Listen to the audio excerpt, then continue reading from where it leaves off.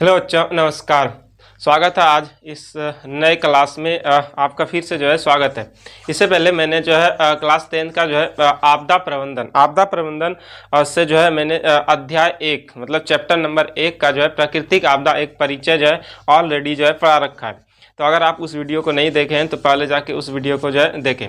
तो आज जो है हम पुनः जो है आपदा प्रबंधन के दूसरे चैप्टर यानी बाढ़ और सुखाड़ पे जो है चर्चा करने वाले हैं। तो चलिए शुरू करते हैं।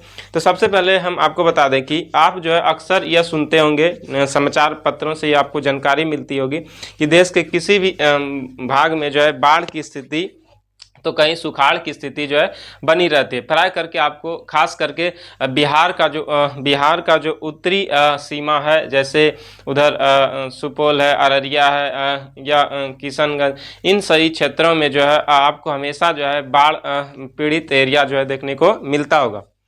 साथ ही बाढ़ और जो सुखाड़ या एक तरह से कैसी आपदा है, प्राकृतिक आपदा है।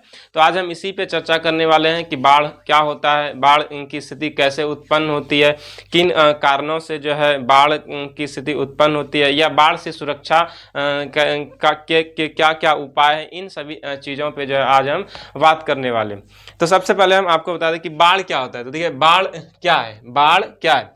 तो इससे पहले ये कि एक बाढ़ और जो सुखाड़ कैसी आपदा है, तो प्राकृतिक आपदा इससे पहले चैप्टर में हम बात कर चुके हैं। तो बाढ़ क्या है, तो बाढ़ क्या होता है कि जब जो है किसी नदी का जल स्तर जो जैसे मान के चलिए कोई नदी है, ये एक नदी है, इस नदी में पानी है, जल है, और ये इसका जो है स्तर मतलब जिसमें जितना धारण करने का औसत प्रवाह मतलब इस नदी में जल धारण करने की क्षमता जितनी होती है उससे अधिक अगर जल स्तर ऊपर आ जाए मतलब बढ़ जाए, तो आसपास के क्षेत्रों में यह जल क्या हो जाता है, फैल जाता है। तो फैलने के कारण जो है कैसी स्थिति उत्पन्न हो जाती है, तो बाढ़ की स्थिति। कैसी स्थिति उत्पन्न हो जाती है, बाढ़ की। तो उस स्थिति को ही हम क्या बोलते हैं, बाढ़ बोलते हैं। क्या बोलते हैं, बाढ़। मतलब एक शब्द में अगर बोला जाए कि नदियों के जल स्तर में जब बढ़ोतरी होती है तो नदियों का जो जल होता है वो आसपास के क्षेत्रों में क्या हो जाती है, फैल जाती है, जिससे किसकी स्थिति उत्पन्न हो जाती है, बाढ़ की स्थिति जो है उत्पन्न हो जाती है। तो आपको समझ में आया कि बाढ़ क्या होता है। तो बाढ़ एक प्राकृतिक आपदा होता है जब नदियों के जल स्तर में जो है बढ़ोतरी होता है, तो वो नदियों के जो जल होते हैं वो आसपास के क्षेत्रों में क्या हो जाते हैं, फैल जाते हैं, जिससे कैसी स्थिति उत्पन्न हो जाती है, बाढ़ की स्थिति जो है उत्पन्न हो जाती है। साथ ही बाढ़ कैसे आती है यह स्पष्ट करें। मतलब आपके सामने इस तरह से एक क्वेश्चन आ सकता है कि बाढ़ जो है कैसे आती है, यह स्पष्ट करें। मतलब पूरे तरीके से बाढ़ क्या है तो आप ये जान, लेकिन कैसे आता कैसे है ये देखिए। तो बाढ़ एक प्रकार का जो है प्राकृतिक आपदा होता है जिसका अर्थ होता है बढ़ना। जो बाढ़ का अर्थ होता है उसका अर्थ क्या होता है, बढ़ना। अगर आपसे पूछा जाए कि बाढ़ का क्या अर्थ होता है, जो फ्लड होता है इसे अंग्रेजी में फ्लड कहते हैं, तो बाढ़ का अर्थ क्या होता है, बढ़ना। मतलब बढ़ना ही क्या कहलाता है, बाढ़। किसका बढ़ना, तो जल का बढ़ना।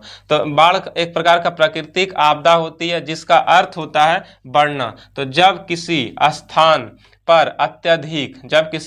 पर जो है अत्यधिक वर्षा होती है, मतलब जब कोई स्थान या क्षेत्र होता है जहाँ वहाँ अत्यधिक हद से ज़्यादा वर्षा होती है, जिस कारण क्या होता है वहाँ के जो नदी होते हैं, वहाँ के क्या होते हैं, नदी और नाले और खेत खलियान, तालाब, झरना पानी से क्या हो जाता है, भर जाता है, और नदियों के जल स्तर में क्या हो जाती है, काफ़ी वृद्धि हो जाती है। तो अभी हम पढ़े कि नदियों के जल स्तर में वृद्धि होना ही क्या कहलाता है, तो वृद्धि हो जाती है। और वह तटबंधों, जो नदी के किनारे का जो तटबंध होता है इसे क्या बोलते हैं, तटबंध। इसे क्या बोला जाता है, तटबंध बोला जाता है। इसे क्या बोलते हैं, तटबंध। तो ये तटबंधों को तोड़ देती है, तटबंधों को क्या कर देती है, ऐसे जो है तोड़ के जो है आसपास में क्या हो जाती है, फैल जाती है। ये जो नदियों का जल है ये तटबंधों को जो है तोड़कर जो है गांव शहर में क्या जाती है, फैल जाती है, जिसे क्या कहा जाता है, बाढ़ कहा जाता है। इसे क्या कहा जाता है, बाढ़ कहा जाता है, जिसे क्या बोला जाता है, बाढ़। लेकिन जब आप इसके विपरीत जाइएगा तो क्या होता है कि जब कभी कभी मानसून में जो है कमी देखने को मिलता है, मतलब आसमान से जो है बादल गायब हो जाते हैं, साथ ही तेज़ धूप निकल जाती है, और जो है कृषक जो है खेतों का जो है काम नहीं कर पाते हैं, और पानी के लिए जो है वो पानी, एक बूंद की पानी के लिए जो है उन्हें किल्लत रहता है। तो ऐसी स्थिति को क्या कहते हैं, सुखाड़। क्या बोलते हैं, सुखाड़। लेकिन हम उसको अभी पहले हम बाढ़ को समझते हैं, उसके बाद हम किसको समझेंगे, सुखाड़ का। तो आपको पता होगा होगा कि बाढ़ क्या होगा, तो जब किसी नदी का जल स्तर औसत प्रवाह से जो है क्या हो जाता है, ऊपर हो जाता है, तो आसपास के क्षेत्रों में फैल जाता है, तो उस परिस्थिति को क्या बोला जाता है, बाढ़। तो ये एक सवाल है। लेकिन आपसे दूसरा सवाल है कि बाढ़ कैसे आती है, तो बाढ़ कैसे आती है स्पष्ट करें, तो आपको इसमें जो है इस तरह का आंसर लिखना है कि बाढ़ एक प्रकार का जो है प्राकृतिक आपदा होता है, जिसका अर्थ होता है बढ़ना, जब किसी स्थान पर अत्यधिक वर्षा होती है, जिस कारण नदी, नाले, खेत, खलियान, तालाब, झरना पानी से जो है भर जाता है और नदियों के जल स्तर में जो है काफी वृद्धि हो जाता है और वह तटबंधों को तोड़कर गांव शहरों में क्या जाती है, फैल जाता है, जिससे क्या कहा जाता है, बाढ़ कहा जाता है। जो मौसम होता है, जो मानसून होता है, मानसून की अनिश्चितता के कारण जो है भारत जो है किसी न किसी वर्ष जो है हर वर्ष जो है वो बाढ़ से क्या होता है, पीड़ित होता है। कुछ नदियों को जो है भारत में बाढ़ की विभीषिका के लिए भी जो है जाना जाता है, जिसके लिए उन्हें उपनाम भी दिया जाता है, जिसे हम जैसे कोसी नदी को जो है बिहार का शोक कहा जाता है। उसी तरह से पश्चिम बंगाल में जो है दामोदर नदी, अगर आप दामोदर नदी सुने होंगे, तो दामोदर नदी को जो है पश्चिम बंगाल का क्या कहा जाता है, शोक कहा जाता है। उसी तरह से जो हमारे पड़ोसी देश है बांग्लादेश, जिसे बिहार बाढ़ का देश कहा जाता है, बाढ़ों का देश, क्योंकि वहाँ बंगाल की खाड़ी में जो है भारत की अक्सर नदियां जो है बांग्लादेश से होकर जो है गुजरती है। जहाँ मतलब नदियों का जाल है, वहाँ एक तरह से नदियों का क्या है, जाल है। तो जहाँ नदियों का जाल है तो क्या वहाँ बाढ़ क्या असंभव है, संभव ही बात है कि वहाँ हर साल जो है बाढ़ आएगा ही आएगा। तो बांग्लादेश को जो है बाढ़ का देश कहा जाता है। अगर आपसे पूछा जाए कि किस देश को जो है बाढ़ का देश कहा जाता है, तो आपको बताना है कि बांग्लादेश को जो है बाढ़ का क्या कहा जाता है, देश कहा जाता है। तो हम आपको बता दें कि बिहार में जो है कोसी नदी को जो है बिहार का शोक कहा जाता है। साथ ही पश्चिम बंगाल में जो है क्या कहा जाता है, बंगाल का शोक कहा जाता है। और तीस्ता नदी को भी बंगाल का शोक जो है, पश्चिम बंगाल का शोक जो है तीस्ता नदी, और जो है दामोदर नदी को जो है पश्चिम बंगाल का शोक कहा जाता है। साथ ही असम में जो है ब्रह्मपुत्र नदी को, असम में जो है ब्रह्मपुत्र नदी को क्या कहा जाता है, असम का जो है शोक। अगर पूछा जाए कि किस नदी को जो है असम का शोक कहा जाता है, तो आपको क्या बताना है कि ब्रह्मपुत्र नदी को क्या कहा जाता है, असम का जो है शोक कहा जाता है। वहीं उड़ीसा में जो है महानदी, उड़ीसा में क्या है, महानदी, और आंध्र प्रदेश में कृष्णा और कावेरी को, कृष्णा और कावेरी। अगर आप इनको लिखना चाहते हैं तो हम आपको लिखा देते हैं कि अगर आपसे जैसे बाढ़ का चैप्टर है तो आप यहाँ से आपको पूछ सकता है कि बिहार का शोक, बिहार का शोक, बिहार का शोक। अगर आप पढ़ने बैठे हैं तो आप अपने पास एक नोटबुक जो है, जो बिहार का शोक जो है कौन सी नदी है, बिहार का शोक, तो कोसी नदी को किसे कहा जाता है, कोसी नदी। उसके बाद अगर आपसे पूछा जाए कि पश्चिम बंगाल, पश्चिम बंगाल, पश्चिम बंगाल का जो है शोक किसे कहा जाता है, किस नदी को, तो ये नदियां हैं दामोदर, क्या है, दामोदर, और जो है दामोदर और तीस्ता, दामोदर और तीस्ता नदी को जो है पश्चिम बंगाल का शोक बोलते हैं। उसके बाद जो है असम का, अगर असम का शोक पूछा जाए कि असम का शोक जो है किस नदी को बोलते हैं, तो असम का शोक जो है ब्रह्मपुत्र नदी, जो चीन के तिब्बत के मानसरोवर झील से जो है निकलती है और असम में जो है नामचा बरुआ पर्वत के निकट यह क्या करती है, प्रवेश करती है। उसके बाद अगर आपसे पूछा जाए कि उड़ीसा, उड़ीसा का जो है शोक किसे कहा जाता है, उड़ीसा, उड़ीसा का जो है शोक किसे कहा जाता है, उड़ीसा का शोक जो है किसे कहा जाता है, तो महानदी, क्या किसे कहा जाता है, इसी महानदी पे जो है हीराकुंड बांध, हीराकुंड क्या है, बांध है, जो भारत का सबसे लंबा बांध है, भारत का सबसे क्या है, लंबा बांध है। उसके बाद उड़ीसा का शोक हो गया। उसके बाद अगर आपको पूछा जाए कि आंध्र प्रदेश, दक्षिण भारत का एक राज्य है आंध्र प्रदेश, तो आंध्र प्रदेश का शोक जो है किस नदी को कहा जाता है, आंध्र प्रदेश का शोक, तो आपको आंध्र प्रदेश का शोक जो है कृष्णा और कावेरी, कृष्णा और कावेरी को जो है आंध्र प्रदेश का क्या बोला जाता है, शोक बोला जाता है। कृष्णा और कावेरी को आंध्र प्रदेश का शोक बोला जाता है। साथ ही गुजरात में जो है, गुजरात में अगर आपसे पूछा जाए कि गुजरात का शोक किसे बोला जाता है, गुजरात का शोक, गुजरात का शोक, गुजरात का शोक, तो गुजरात का शोक जो है, गुजरात का शोक जो है नर्मदा नदी को, इसी नर्मदा नदी पे जो है सरदार सरोवर बांध है, सरदार सरोवर क्या है, बांध है। साथ ही नर्मदा नदी जो है भ्रंश घाटी से होकर बहने वाली क्या है, नदियां।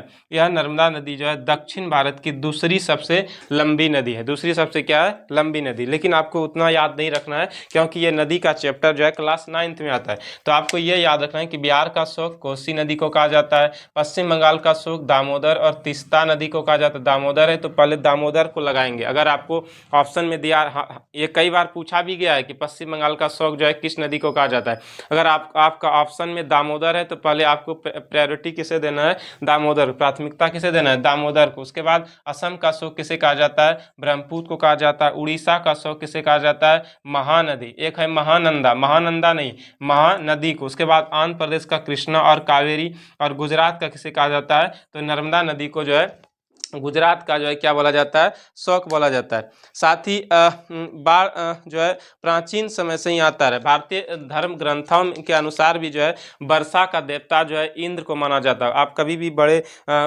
जो बड़े पुराने लोग होते हैं उनसे जो है सुना होगा कि इंद्र भगवान जब क्रोधित होते हैं तो उनके द्वारा ही क्या होता है, वर्षा होता है। तो प्राचीन धर्म ग्रंथ जैसे कोई अपना जो धर्म ग्रंथ है गीता, रामायण, उसमें यह भी चर्चा है। साथ ही ऋग्वेद में भी यह चर्चा है कि वर्षा का देवता किसे माना जाता था, इंद्र को माना जाता था, जिससे वो क्रोधित होकर जो है क्या करते थे, भारी वर्षा और बाढ़ जैसी आपदा को जो है। बाढ़ का देवता किसे कहा जाता था, इंद्र को जो है वर्षा का देवता कहा जाता था। जब वो क्रोधित होते थे तो कहा जाता था कि वो वर्षा और जो है भारी जो है बाढ़ लाते थे। लेकिन यह जो है सिर्फ ग्रंथों में है, लेकिन यह स्थिति नहीं है। यह जो है एक तरह से वैज्ञानिक तरीका होता है जिसमें भारी वर्षा की जो है संभावना होती है। जब कहा जाता है कि समुद्र का जो जल होता है वो वाष्पीकृत होकर जो है ऊपर जाता है, मतलब एक गैस के रूप में ऊपर जाता है। फिर वहाँ जो है संघनन होता है, संघनन होकर वो द्रव में बदलता है, फिर द्रव में वो बादलों का निर्माण करता है। फिर वह बादल जो है पुनः वर्षा के रूप में कहाँ आता है, धरती पे जो है वापस होता है। फिर यह प्रक्रिया जो है चलता रहता है, जिसे हम जल चक्र बोलते हैं। इसे हम क्या बोलते हैं, जल चक्र बोलते हैं। तो आपको यह समझ, साथ ही हमने पढ़ा कि बाढ़ का देश किसे कहा जाता है, जो है बांग्लादेश को क्या कहा जाता है, बांग्लादेश। क्योंकि बांग्लादेश में जो है क्या कहा जाता है कि प्रति वर्ष, हर वर्ष जो है बाढ़ आते हैं, जिसमें क्या होता है कि हजारों लोग जो है इसकी चपेट में आ जाते हैं। साथ ही वहाँ बाढ़ आने से जो है महामारी फैलने का भी क्या रहता है, खतरा रहता है। साथ ही वहाँ के लोगों का जो फसल होते हैं वो फसल भी क्या हो जाते हैं, बर्बाद हो जाते हैं। कहा जाता है कि बांग्लादेश में जो है सबसे जो है अधिक जूट का उत्पादन करते हैं, जिसमें जूट आपने देखा होगा, जूट जो है जिसे हम सन बोलते हैं, जूट से जो है कई तरह के सामान जो है तैयार किए जाते हैं, रेशे धागे बनाए जाते हैं। तो बांग्लादेश जो है जूट उत्पादन में जो है अग्रणी देश है, जिस कारण वहाँ के लोगों की जो जूट की जो फसलें होती है वो हर साल क्या हो जाती है, बर्बाद हो जाती है। इस कारण जो है बांग्लादेश को क्या कहा जाता है, बाढ़ का देश कहा जाता है। तो ये आपको याद रखना है कि ऑब्जेक्टिव के तौर पे बिहार का शोक, पश्चिम बंगाल का शोक किस नदी को कहा जाता है। अब है कि बाढ़ के क्या कारण है, मतलब हमने तो पहले पढ़ा कि बाढ़ क्या है, बाढ़ कैसे आता है, स्पष्ट करें। अब वो तो एक शब्दों में था कि नदियों के जल स्तर के बढ़ जाने से जो है बाढ़ जैसी स्थिति उत्पन्न हो जाती है। लेकिन उसमें कई कारण है, सिर्फ जल स्तर का बढ़ना ही नहीं, हम मनुष्य भी कभी कभी उसके क्या हो जाते हैं कारण, और साथ ही प्रकृति भी उसका क्या हो जाता है कारण। तो जैसे है कि बाढ़ के क्या कारण है, तो बाढ़ के निम्नलिखित कारण है। जैसे निम्नलिखित कारणों में अगर आप देखेंगे तो सबसे पहला कारण है कि अधिक मात्रा में जो है वर्षा होने से नदी जल स्तर का क्या हो जाता है, बढ़ना क्या होता है, एक कारण हो गया। दूसरा है कि नदियों की गहराई में जो है कमी, नदियों की गहराई में क्या हो जाता है, कमी। क्या होता है कि कभी कभी नदियां जब पहाड़ों से, हिमालय से निकलती है, अधिकतर भारत में जो है उत्तर से ही उत्तर हिमालय से ही नदियों का जो है प्रवाह होता है। तो जब हिमालय से नदियां या पहाड़ों से नदियां जब निकलती है, ग्लेशियर से नदियां निकलती है, तो अपने साथ जो है कई तरह के बालू के कण या मिट्टी के कण, या रास्ते में उन्हें कई तरह के झाड़ पत्तियां, कई तरह के वृक्षों की पत्तियां नदियों में गिरती है। तो गिरने से जो है नदियों की जो गहराई होती है वो धीरे धीरे क्या होती है, कमते जाती है। तो अगर किसी चीज़ की गहराई कमेगी तो ऑटोमेटिक है कि उसमें जो है जल धारण की क्षमता क्या हो जाएगी, कम हो जाएगी। तो वही बता रहा है कि नदियों में जो है नदियों की गहराई में कमी होना भी क्या है, बाढ़ का एक कारण है। जिससे हम इसमें हम कह सकते हैं कि अवसाद का जमना, मतलब नदियों में गहराई में कम होना मतलब क्या है कि अवसाद, कि कभी कभी क्या होता है कि नदियों में जो है अवसाद का जमना, अवसाद का जमना, यह भी बाढ़ का क्या हो जाता है, कारण हो जाता है। उसके बाद है कि पेड़ पौधों, दूसरा कारण, तीसरा कारण कि पेड़ पौधों का अंधाधुंध कटना, पेड़ पौधों का अंधाधुंध कटना। क्या होता है कि पेड़ पौधे जब रहती है नदियों के किनारे या तटबंधों के किनारे रहता है, तो वो क्या करता है, तटबंधों को जो है पकड़े रहता है। उनकी जो जड़ें होती है वो मिट्टी के अंदर गहराई तक जो है गई होती है, जिससे वो मिट्टी को चारों तरफ से जो है अपने जड़ों से जो है पकड़ कर रखती है। मिट्टी को वो कटने जो है नहीं देता है, मतलब मृदा का जो है अपर्दन होने नहीं देता है, जिससे तटबंध क्या रहते हैं, सुरक्षित रहते हैं। लेकिन हमने जो है अपनी लालच और लिप्सा के कारण जो है अपनी उपयोगिता को पूर्ति करने के लिए जो है पेड़ों का भी क्या कर दिया, अंधाधुंध कटाई कर दिया। उसके बाद चौथा कारण कि नदी के जो तटबंध होते हैं, नदी का तटबंध का टूटना, कभी कभी नदियों के तटबंध क्या हो जाते हैं, टूट जाते हैं, जिससे क्या हो जाती है, बाढ़ जैसी स्थिति जो है उत्पन्न हो जाती है।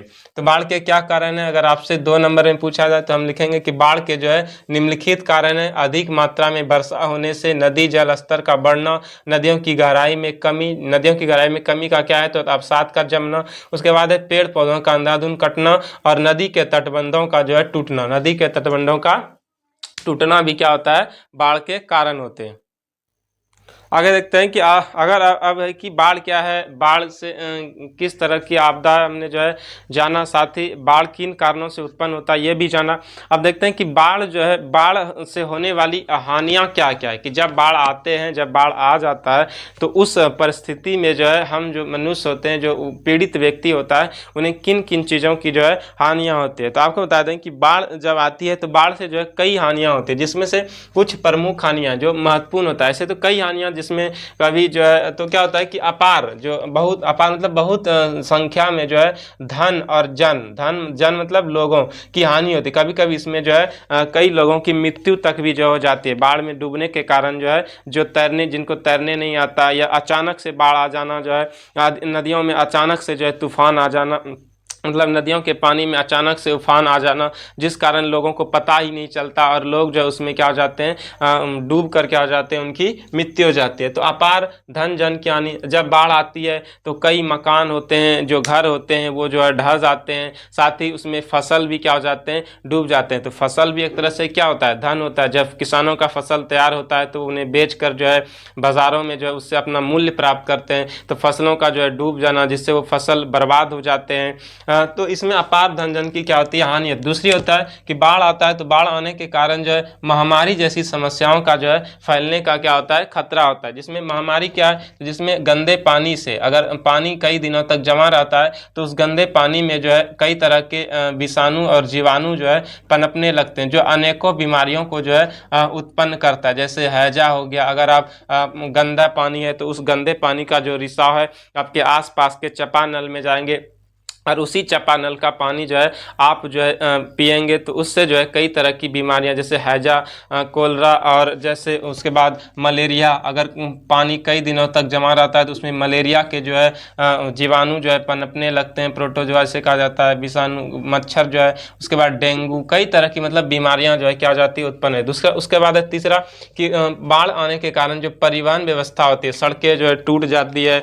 नदी नाले पुलिया सब क्या हो जाते हैं, ढह जाते हैं, से आवागमन की स्थिति क्या हो जाती है, ठप हो जाती है। मतलब परिवहन व्यवस्था जो है बाधित हो जाता है। उसके बाद परिवहन व्यवस्था बाधित होने के साथ साथ जो संचार व्यवस्था, जो कम्युनिकेशन होता है, कम्युनिकेशन मतलब जैसे हमें अभी आपसे जो है जुड़े हुए हैं इलेक्ट्रॉनिक माध्यम से, तो उसमें नेटवर्क भी क्या हो जाते हैं, बाधित हो जाते हैं, जिससे एक दूसरे का समाचार जो है एक जगह से दूसरी जगह जो है पहुंचाने में काफ़ी क्या होती है, दिक्कतों का सामना जो है करना पड़ता है। साथ ही संचार बाधित होने के साथ साथ जो है इसमें व्यापार में भी कमी आ जाता है, क्योंकि व्यापार का एक मुख्य माध्यम क्या होता है, परिवहन, कि एक जगह से किसी दूसरे जगह तक सामानों को जो ले जाया या आया जाता है वो माध्यम ही होता है परिवहन। अगर परिवहन व्यवस्था ही क्या हो जाए, ठप हो जाए, तो क्या व्यापार आगे बढ़ पाएगा, नहीं बढ़ पाएगा।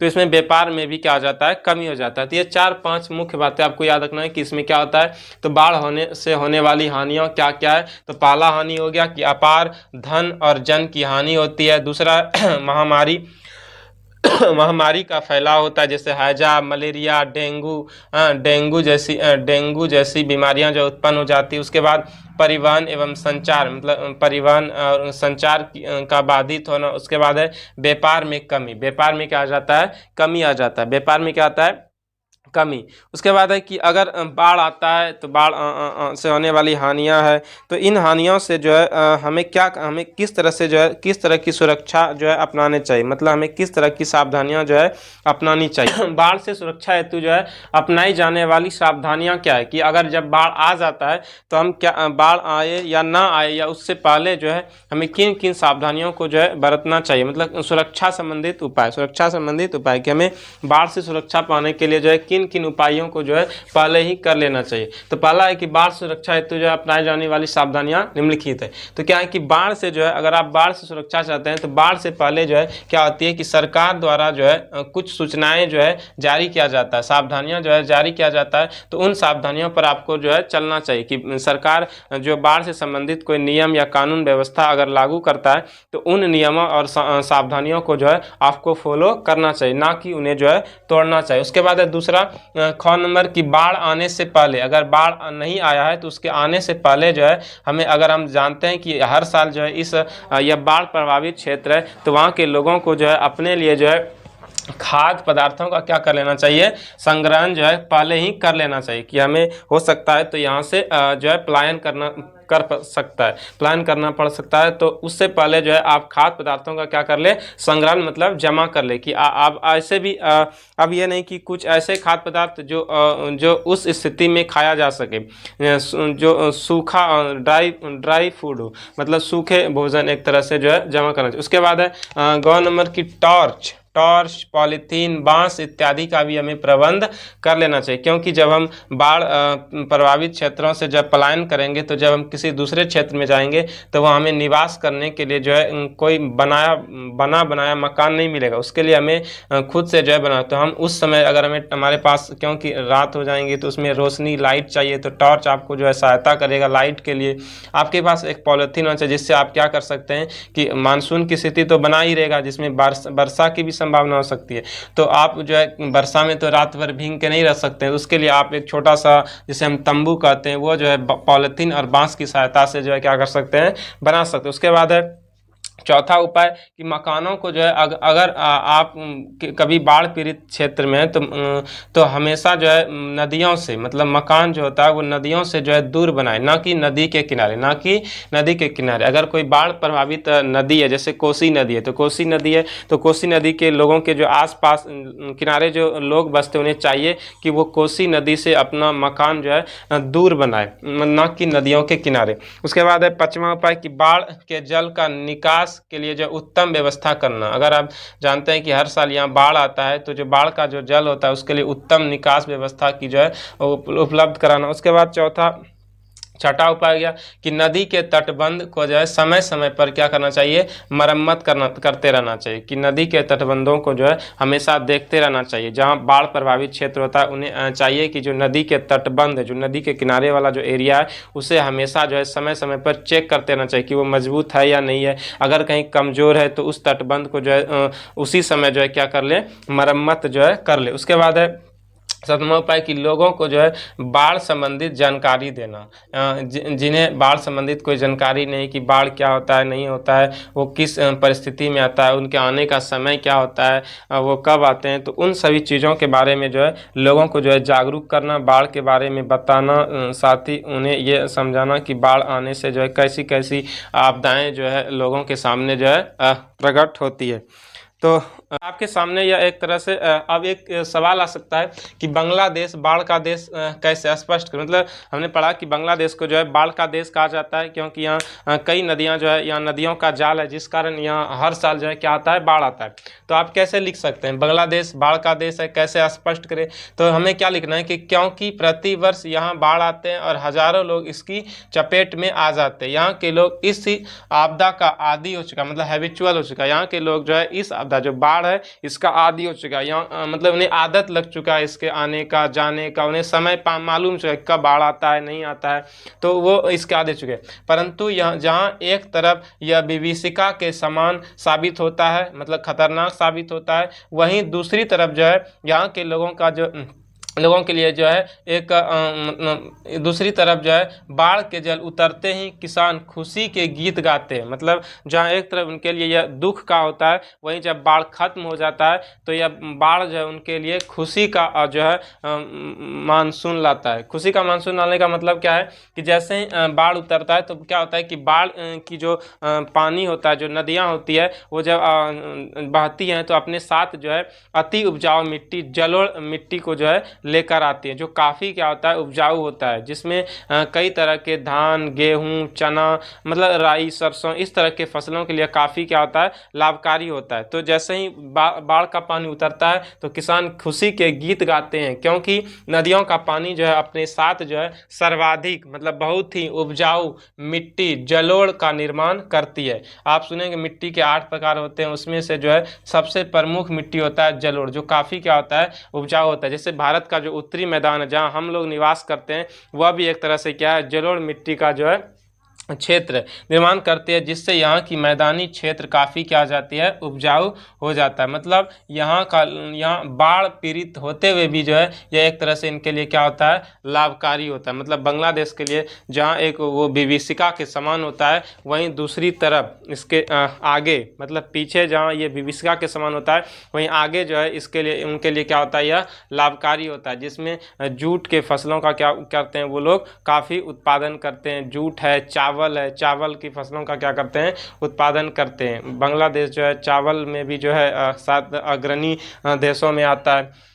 तो आइए आगे बढ़ते देखते हैं। अब दूसरा सवाल इस तरह से आपके सामने आ सकता है कि बिहार में जो है बाढ़ की स्थिति का वर्णन करें, कि बिहार में, खासकर बिहार में, जैसे हम बिहार के हैं तो आपसे बिहार के बारे में पूछ सकता है कि बिहार में जो है बाढ़ की स्थिति का वर्णन। आपको इस सवाल को जो है एकदम इम्पोर्टेंट कर लेना है, क्योंकि इस साल जो है 2024 में जो है बिहार में बाढ़ की जो विभीषिका है वो काफ़ी ज़्यादा देखने को जो है मिला है। तो आप इस सवाल को एकदम से जो है नोट कर लेंगे बढ़िया से। अगर आप इसको VVI भी ऐसे करके जो है मान सकते हैं कि ये आपके लिए जो है, मतलब बाढ़ से आपका एक ना एक क्वेश्चन जो है जरूर है। ऑब्जेक्टिव तो रहेंगे ही रहेंगे, लेकिन एक सब्जेक्टिव क्वेश्चन जो है जरूर रहेगा। तो आप खासकर इस क्वेश्चन को आप एक तरह से जो है नोट कर सकते हैं।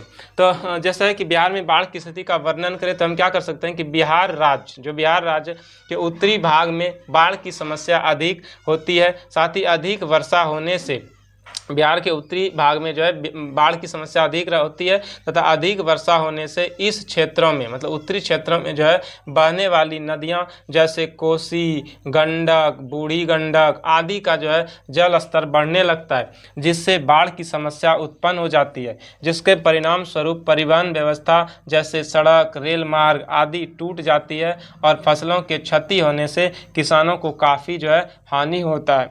बिहार राज्य, उसके आगे लिखेंगे कि बिहार राज्य के दरभंगा, मतलब कौन कौन सा जिला जो है बाढ़ से जो है अधिक प्रभावित होता है बिहार में, तो बिहार राज्य के दरभंगा, मधुबनी, सहरसा, कटिहार, अररिया आदि जिलों में जो है प्रत्येक वर्ष जो है बाढ़ आते रहती है। बिहार के उत्तरी भाग में बहने वाली कोसी नदी को जो है बिहार का शोक कहा जाता है। क्यों कहा जाता है? क्योंकि यह नदी जो है बाढ़ से काफ़ी तबाही जो है मचाती है। मतलब पूरे बिहार में अगर कहा भी जाए, भारत में भी, तो बिहार में जितनी नदियां हैं, गंडक, कमला बलान, कोसी, पुनपुन, सोन, जितना भी नदियां हैं, चाहे वो दक्षिण भारत से आती हो चाहे वो उत्तरी भारत से होती हो, उसमें जो कोसी नदी है वो काफ़ी क्या करती है, अपार धन जन की क्या करती है, हानि करती है। इसलिए बिहार का उसे क्या कहा जाता है, शोक कहा जाता है। क्या कहा जाता है? शोक, जिसकी लंबाई लगभग जो है बिहार में 200 के आसपास, 200 किलोमीटर के जो है आसपास है।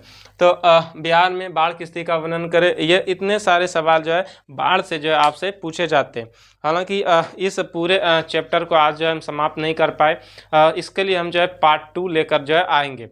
तो आप जो है पहले इस वीडियो को देखें, उसके बाद हम आपके लिए पार्ट 2 लाएंगे, जिसमें हम सुखाड़ के बारे में जो है चर्चा करेंगे। साथ ही बिहार जो बाढ़ है इस पर बनने वाले जितने भी ऑब्जेक्टिव क्वेश्चन, उन ऑब्जेक्टिव क्वेश्चन को उसी में हम क्या करेंगे, चर्चा करेंगे। आई होप कि आपको समझ में आएगा। अगर आपको समझ में आता है तो अच्छा लगता है तो आप इस वीडियो को जो है शेयर और कमेंट जो है ज़रूर करें। साथ ही लाइक, एक लाइक तो आप बनता ही है। तो धन्यवाद, जय हिंद।